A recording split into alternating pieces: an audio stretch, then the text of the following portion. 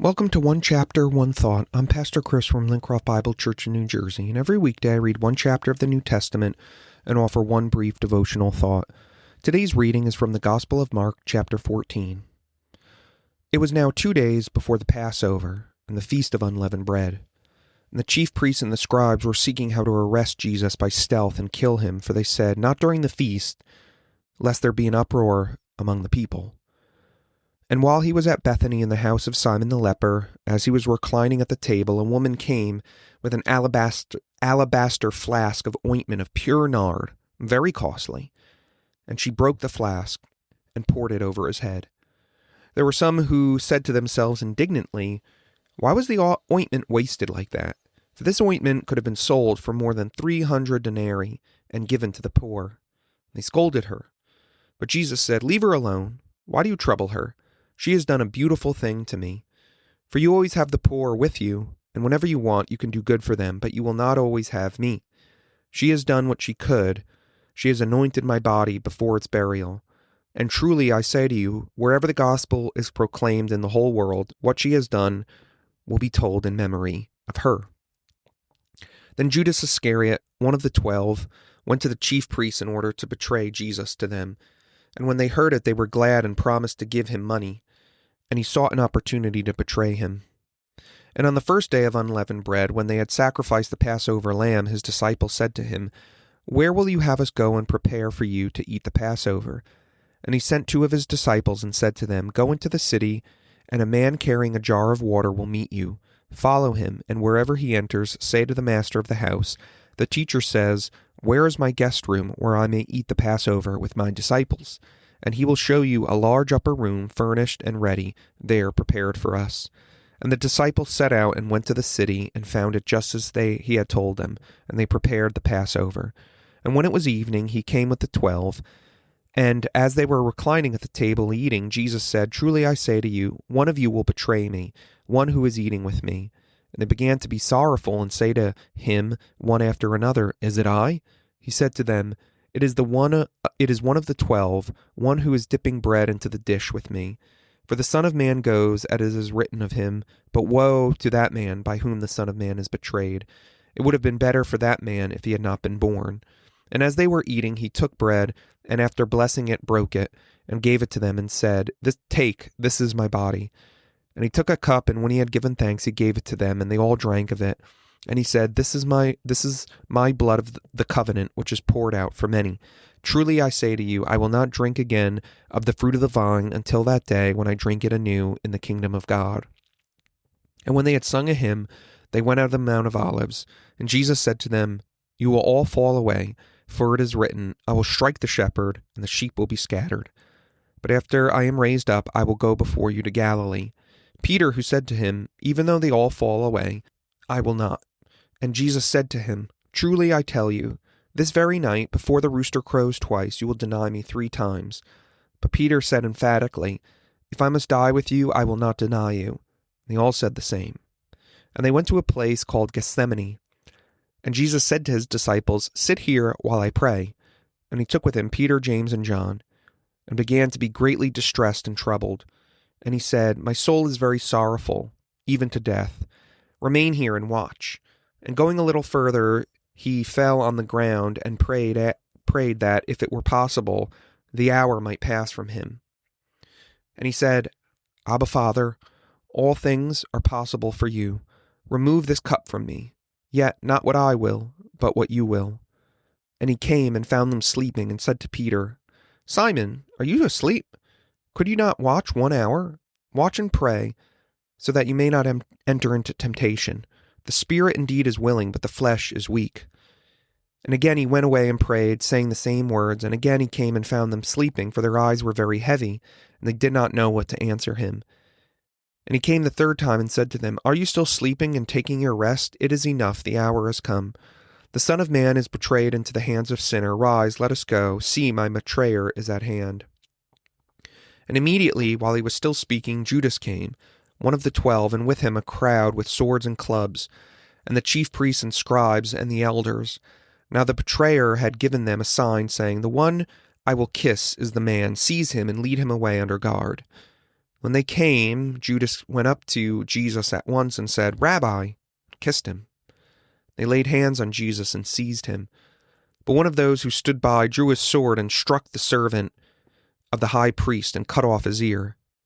Jesus said to them, "Have you come out against us as a robber with swords and clubs to capture me? Day after day I was with you in the temple, teaching, and you did not seize me. But let the scriptures be fulfilled." And they all left him and fled. And a young man followed him with nothing but a linen cloth around his body. And they seized him, but he left the linen cloth and ran away naked. And they led Jesus to the high priest. And all the chief priests and the elders and the scribes came together. And Peter had followed him at a distance, right into the courtyard of the high priest, and he was sitting with the guards and warming himself at the fire. Now the chief priests and the whole council were seeking testimony against Jesus to put him to death, but they found none. For many bore false witness against him, but their testimony did not agree. Some stood up and bore false witness against him, saying, "We heard him say, 'I will destroy this temple that is made with hands, and in 3 days I will build another not made with hands.' Yet even about this their testimony did not agree. And the high priest stood up in the midst and asked Jesus, 'Have you no answer to make? What is it that these men testify against you?' But he remained silent and made no answer. Again the high priest asked him, 'Are you the Christ, the Son of the Blessed?' And Jesus said, 'I am. And you will see the Son of Man seated at the right hand of power and coming with the clouds of heaven.' And the high priest tore his garments and said, 'What further witnesses do we need? You have heard what his blasphemy is. What is your decision?' And they all condemned him as deserving of death. Some began to spit on him and cover his face and strike him, saying to him, 'Prophesy.' The guards received him with blows. And as Peter was below in the courtyard, one of the servant girls of the high priest came, and seeing Peter warming himself, she looked at him and said, 'You also were with the Nazarene Jesus.' But he denied it, saying, 'I neither know nor understand what you mean.' And he went out into the gateway, and the rooster crowed. And the servant girl saw him, and began again to say to the bystanders, 'This man is one of them.' But he again denied it. After a little while, the bystanders again said to Peter, 'Certainly you are one of them, for you are a Galilean.' But he began to evoke a curse on himself and to swear, 'I do not know this man of whom you speak.' And immediately the rooster crowed a second time, and Peter remembered how Jesus had said to him, 'Before the rooster crows twice, you will deny me 3 times.' And he broke down and wept." One thought. The conflict with the Pharisees continues to escalate throughout the Gospels, and eventually Jesus will be betrayed and arrested. But before all of that happens, Jesus' body is prepared for death in a fairly unusual way. At the beginning of Mark 14, a woman anoints Jesus' head with perfume.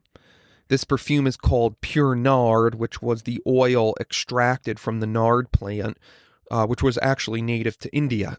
And it was kept in something that looked probably like a sealed globular jar that would have had to be broken open to pour out the perfume. And so, this was also a very expensive gift. They say that it was, could have been sold for 300 denarii. So, that's about the annual wages, of a day laborer. So, you think today, right, what is a year's salary of someone making minimum wage? That's still like $20,000 probably. So, back in those days, it was very expensive. And, this perfume was often used to anoint people's head and hair and also to anoint the dead. And so we see this sense of foreshadowing in the text. I mean, Jesus is pretty explicit about it. She is anointing my body for burial. Now, some are indignant about what she's done. Couldn't we sell this, take the proceeds, and serve the poor? But Jesus rebukes them. He calls her act good, or translated in the text, beautiful. Her act is beautiful because she invested herself in it. I mean, this would have been a very prized possession for this woman, literally one of the most, if not the most expensive thing that she owned. And she gave what she had to Jesus, who was about to give his life for hers. So what beautiful act can you do for Jesus this week? What costly sacrifice can you make? The beauty of the gospel is what changes us. When we realize, the goodness and the depth of what Jesus has done for us, it moves us to make sacrifices for him. Not out of I need to earn points with God or earn favor with God, but really just out of gratitude. I'm so thankful, Jesus, for what you've done for me, that I want to sacrifice for you, give something costly, and do something beautiful for you.